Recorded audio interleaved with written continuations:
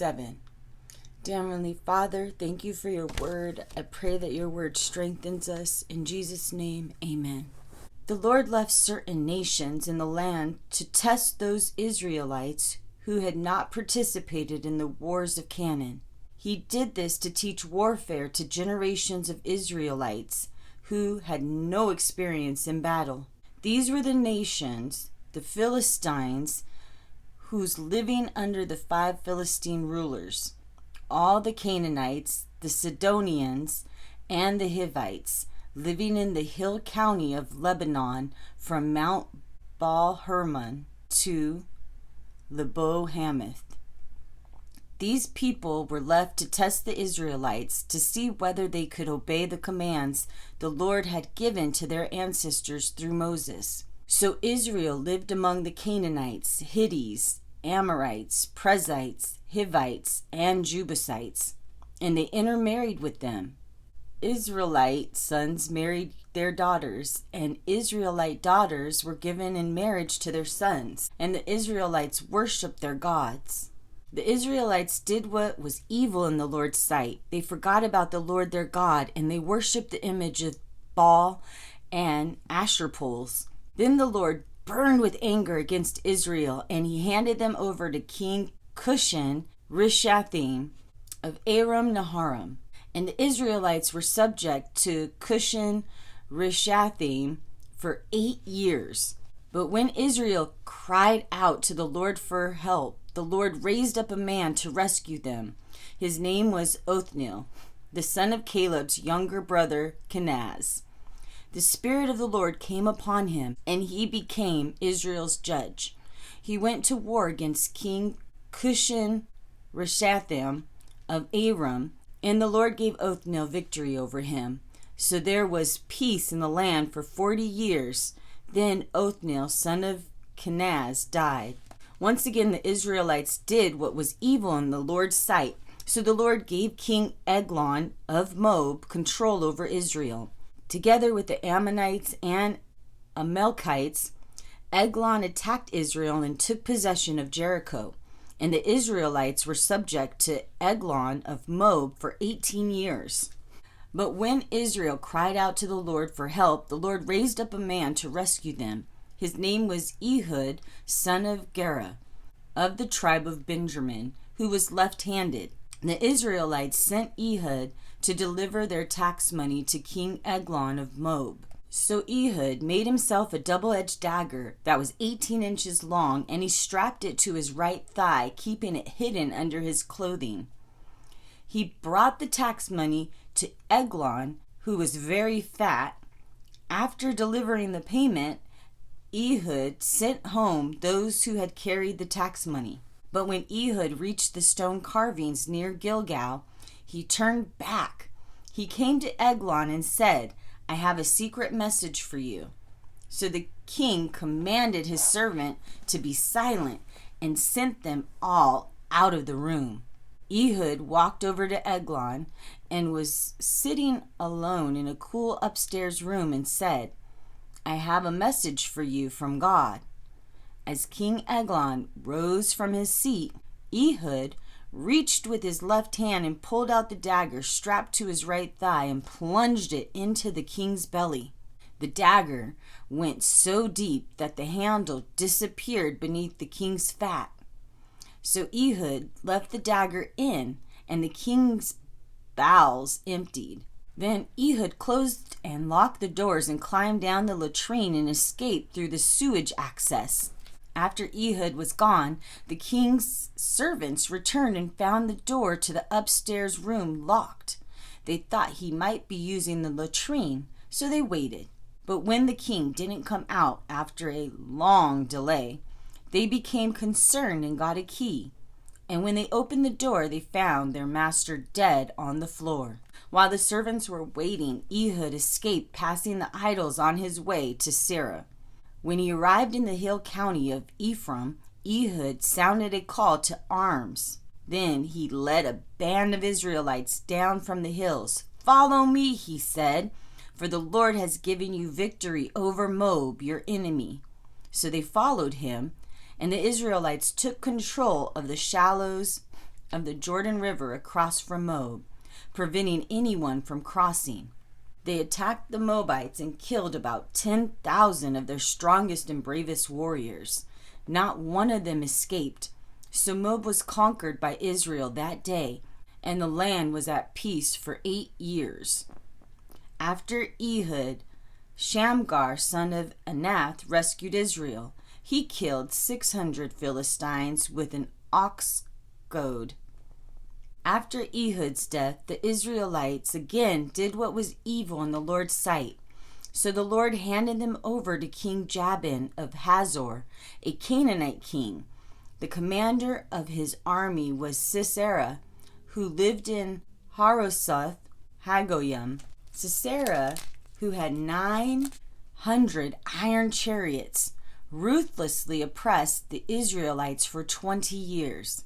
Then the Israelites cried out to the Lord for help.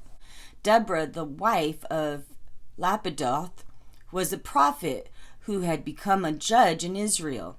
She would hold court under the palm of Deborah, which stood between Ramah and Bethel in the hill county of Ephraim, and the Israelites came to her to settle their disputes. One day she sent for Barak, son of Abinoam, who lived in Kadesh in the land of Naphtali. She said to him, "This is what the Lord, the God of Israel, commands you.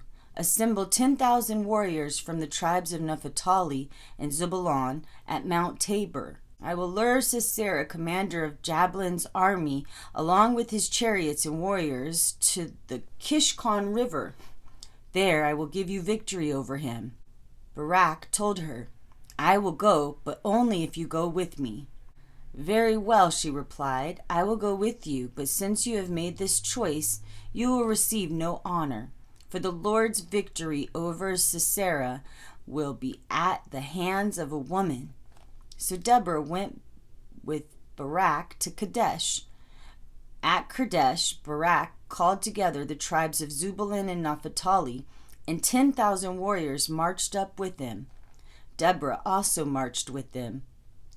Now Heber the Canaanite, a descendant of Moses' brother-in-law, Hobab, had moved away from the other members of this tribe and pitched his tent by the oak of Zanamim near Kadesh.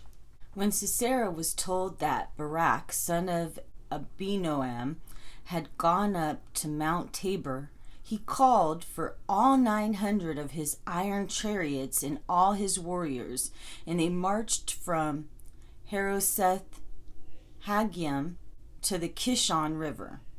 Then Deborah said to Barak, "Get ready. Today the Lord will give you victory over Sisera, for the Lord is marching ahead of you." So Barak led his 10,000 warriors down the slope of Mount Tabor into battle.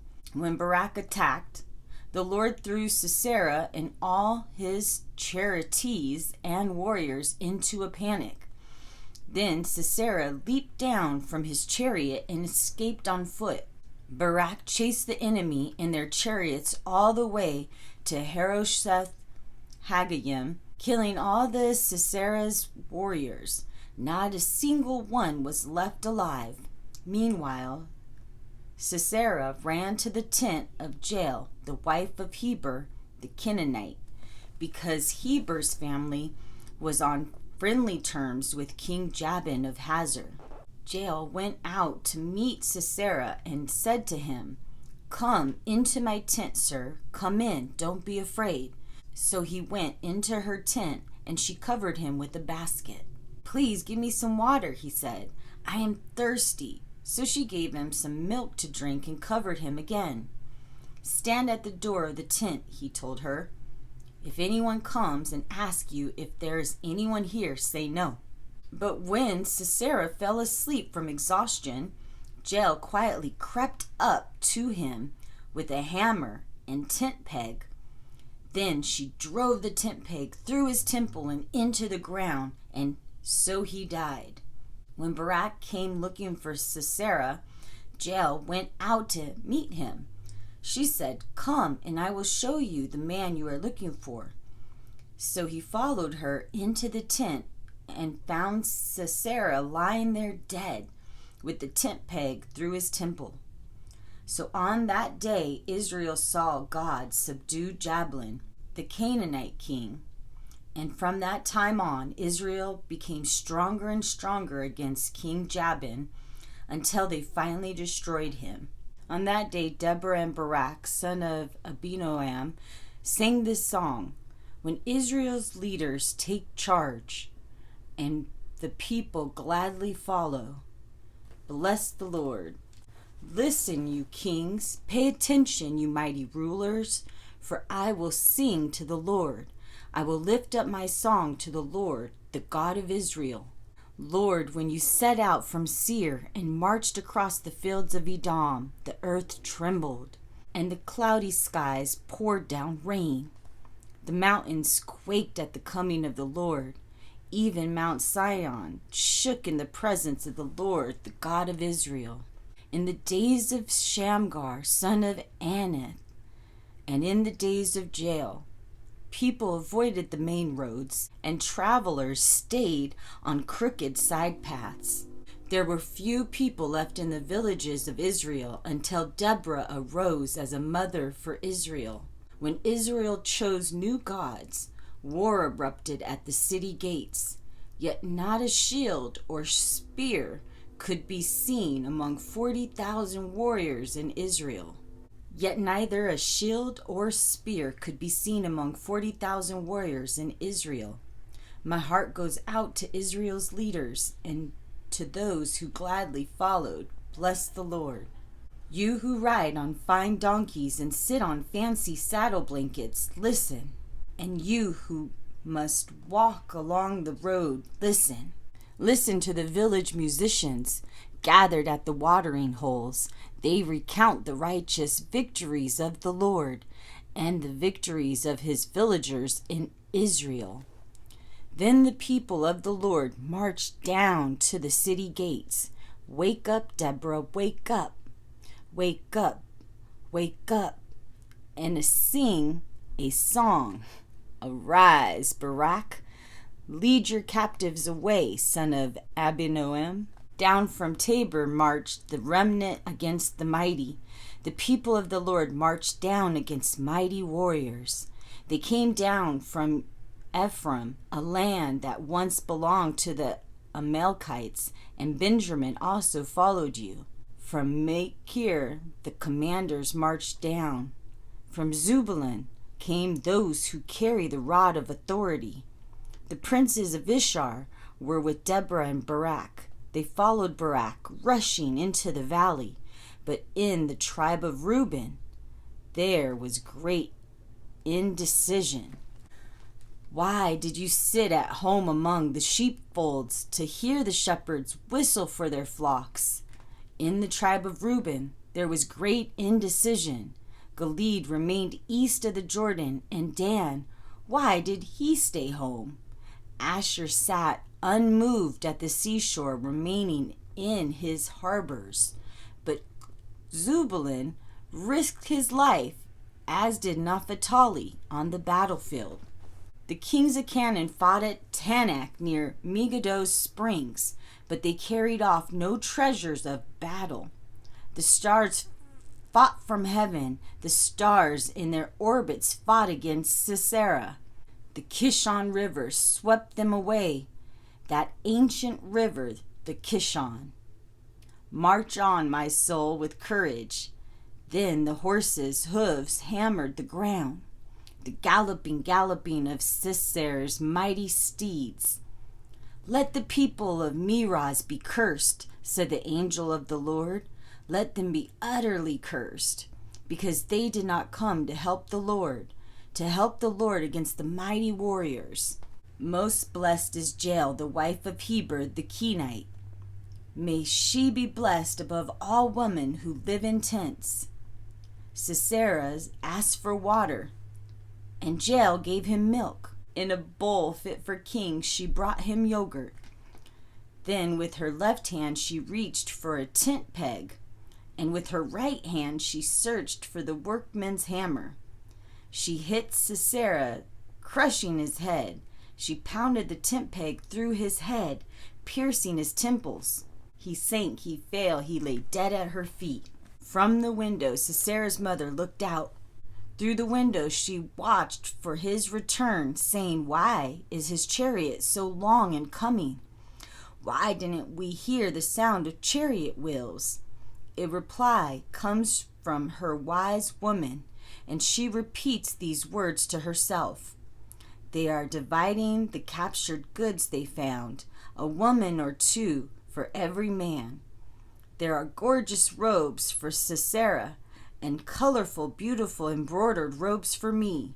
Lord, may all your enemies die as Sisera did. But may those who love you rise like the sun at full strength.